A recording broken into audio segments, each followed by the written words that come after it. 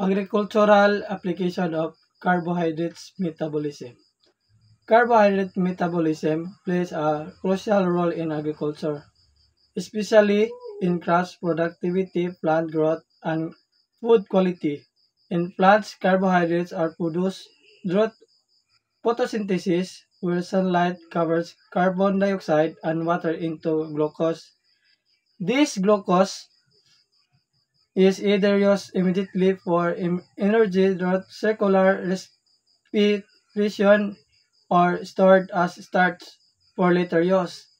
Efficient carbohydrates metabolism ensure healthy plant development, flowering, fruiting, and seeds formation.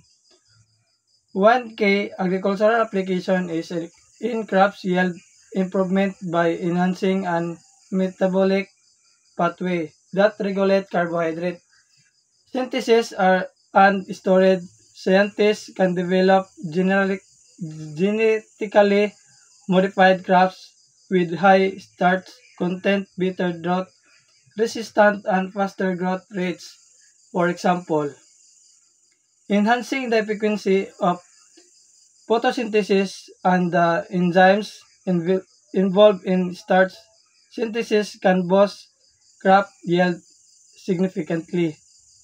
Carbohydrate metabolism is also vital in a post-harvest storage. Crops like potatoes, sweet, and sugarcane rely on stored carbohydrates. Understanding and mana- managing how these carbohydrates are broken down or preserved can help maintain food quality during storage and transmission.